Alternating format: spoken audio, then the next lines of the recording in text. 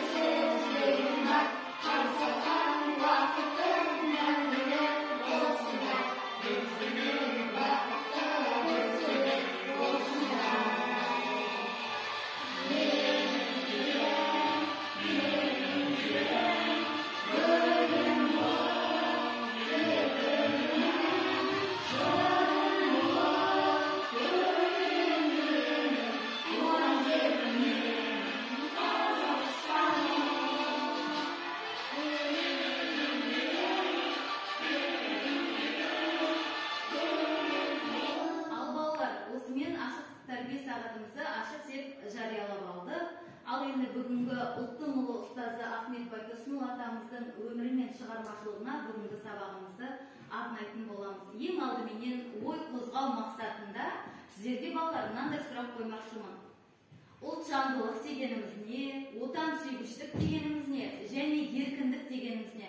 Осы бір үш сұраққа бір-бірден өз ойымызды айтып жауап берсек. Айта ғой, Димаш? Отан дегеніміз бұл біздің отанымыз, жеріміз, туылып өскен жеріміз. Жарайсың, отыра. Дегеніміз айдан айта қойшы. Отанымыз не біздің тұрып жатқан жеріміз, айта ғой. Ұлтжандылық дегеніміз. Ұлтжандылық дегеніміз. Бұл нені сүйеміз біз? Ұлтты сүйеміз, иә? Отанды не істейміз? Отанды қастерлейміз бе, қастерлемейміз бе балалар? Қастерлейміз, иә? Біздің ана тіліміз не?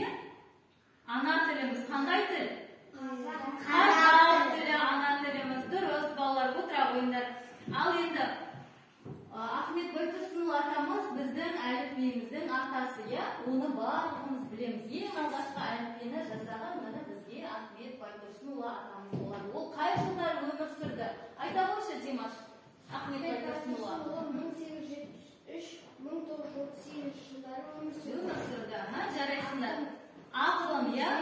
Зерттеуші. Міне бізге берілген Ахмет Байтұрсынұлы бүгінгі ашық тәрбие сағатымызды ең біріншіден бір-бірімізге жақсы көңіл күй сыйлау үшін ортаға шығайық, шаттық шеңберін құрамыз балалар. Келе қойыңдар. Дөңгеленіп тұра қалайық барлығымыз. Келіңдер. Арамызда ашық-ашық. Ал енді мен бүгінгі сабақта мен жылы жүрек әдісін пайдаланып алып отырмын. Сіздерге жақсы көңіл күй сыйлау мақсатында. Мен бұны Рамазан деген оқушыма беремін. Рамазан, бүгінгі күнің сәттілікке толы өтсін. Сабағыңды беспен оқи ғой. Сен Оразханға бер. Оразхан, ауырма. Сабағыңды беспен оқы. Бере ғой мына Оразхан. Енді Димаш оқырмыз. Димас сабағыңды беске оқыр.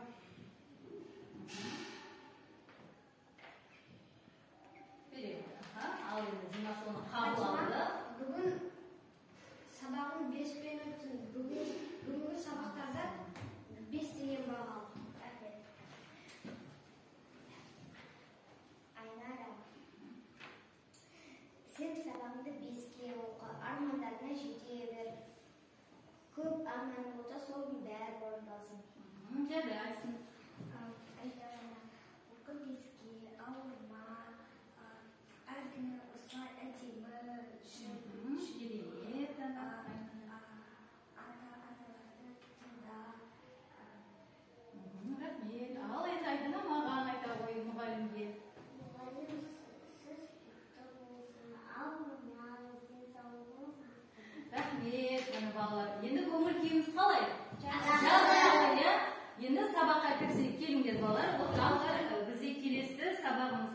қойдық. Енді мына 10 сұрақ әдісі.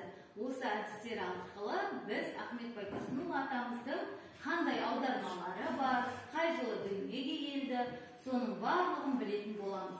Ал енді Димаш бастай ғой. Ахмет Байтұрсынұлы атамыз кім болды? Орнынан тұрып, қолындағы қағазыңды кәні бізге көрсете қойшы. Айта ғой. Ахмет Байтұрсынұлы ақын, зерттеуші, ғалым, аудармашы, қайраткері болған. Қоғам қайраткері болған, жарайсың. Ал енді оның аудармаларына тоқталшы. Қандай аудармалары бар? 40 мысал көрсетеміз. Қолымыздағы карточканы барлығы көрсін оқушылар. Міне балалар, 40 мысал деген аудармасы бар екен. Бізде келесі Рамазан қандай аудармасы бар? Көрсете ғой. Қолыңды көтер. Қандай? Балықшы мен балық. Оқушыларға бір көрсете ғой мысалында қолындағыны. Көрдік пе балалар? Балықшы мен балық. Енді отыра ғой Рамазан. Жақсы, Оразхан. Қолымызда қандай? Ахмет Байтұрсынұлы ұлттың ұлы ұстазы. Керемет, жарайсың. Отыра ғой. Фатима, Ахмет Байтұрсынұлы кім болды бізде? Ахмет Байтұрсынұлы қазақ тілінің тіл тануының несі? Ғалымы, біздің әліпбиіміздің атасы. Дұрыс, оның қандай мысалы бар? Көрсете қойшы қолында. Екінші. Ат пен есек. Барлығы көрсін, жарайсың. Ал Айнара келесі. Сенде қандай мысалы бар? Көрсете ғой. Аударған. Данышпан. Алиптің ажалы деген, жарайсың. Отыра ғой. Келесі Айдан қайсы аудармасы бар? Бізде. Орнымыздан тұрамыз. Айта ғой. Алтын әтеше аудармалары бізге жеткен. Жарайсыңдар. Отыра ғой. Ал енді Ахмет Байтұрсынұлы атамыздың тағы бір бізге жеткен аудармасының бірі. Мына жерде қара. Балалар, мына ыстық орындық әдісі арқылы мен Ахмет Байтұрсынұлы атамыздың шығармашылығы бойынша сұрақтар қоям. Екі оқушыдан шығамыз және мына жерде тұрған орындыққа айналамыз. Мен сұрақ қоям, кім бірінші жауап беріп орындыққа отырып қалады, сол жеңіске жетеді. Және де мына жерде жеңіске жеткендерге алмадан беретін болам. Ал балалар, енді бізде Оразхан мен Рамазан шықсын, ыстық орындыққа мен сұрақ қоятын болам. Жүгірмейміз, балалар, жерге келейік. Сұрақ. Бізге алғашқы әліпбиені жасаған, яғни алғашқы әліпбиінің атасы кім? Отыра аламыз. Жарайсың. Бұл жерде екеуі бірде бірге балалар. Қайтадан сұрақ қоямыз. Айналыңдар, орындықты айналамыз.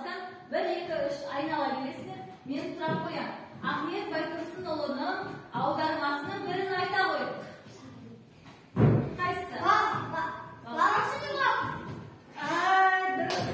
Жарайсың. Келіңдер. Екеуіне де міне бір алмадан екеуіне жеңіске жетіңдер. Жарайсыңдар. Отыра қойыңдар. Ал қоя қойыңдар алдына. Келесі бізде Айнара мен шығады. Фатима. Келе ғой. Екеуің шығыңдар. Сұрақ қоятын болам. Айналамыз. Мына жерден енді Ахмет Байтұрсынұлы атамыз кім болды? Кім? Кім болды? Аудармашы ма? Аудармашы, дұрыс. Тағы да бір сұрақ. Ахмет Байтұрсынұлы атамыздың қандай мысалын білеміз? Жарайсыңдар. Жарайсың Фатима. Фатимада бір. Айнарада жарайсың. Айнара отыра ғой. Керемет. Ал енді бізде Айдана және Дінмұхаммедтен шығамыз. Келіңдер, шығамыз. Айналамыз балалар. Келесі кезек Димаштың Айданада аудармасының бірі. Жарайсың. Енді екінші кеттік. Айналамыз. Ахмет Байтұрсынұлы кім болды? Дұрыс, керемет. Екеуің де өте жақсы жауап бердіңдер. Сол үшін ал балалар, жарайсыңдар. Сабағымыз ұнап жатыр ма?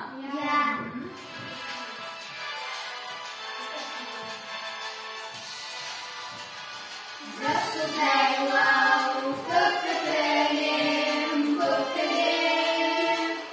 тілемде, көп ұнаймын, көп тілем, маңдайымнан сипап өткен самалды, қазағым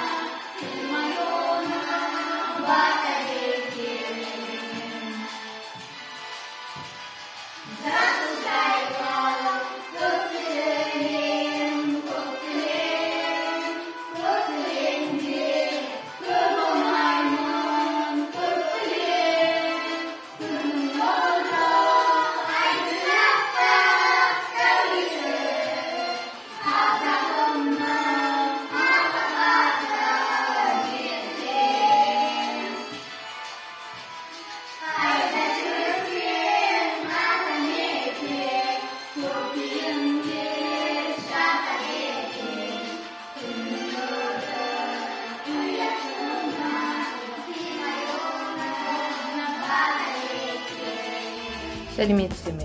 Нұржамал Әзімхановна өте білімді, ақылды, өзінің білімділігімен өзін көрсете білетін жан десем артық айтпаспын. Нұржамал Әзімхановна оқушылармен қалай жұмыс жасау керектігін, әдіс тәсілдерін жақсы меңгерген білікті маман. Нұржамал Әзімхановнаның әріптестер арасында да беделі өте жоғары.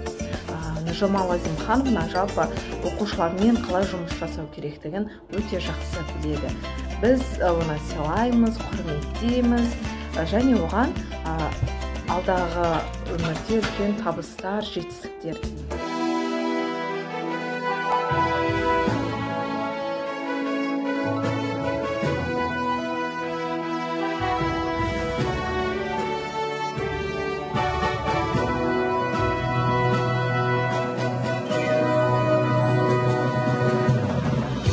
Ғажап далам, бақ далам, саңлақтарын баптаған, сенен артқан асыл өлке жоқ маған. Туған елім байрақты, төскейіңді тілеген, көктеуіңді тілеген, ұлы дала ұландары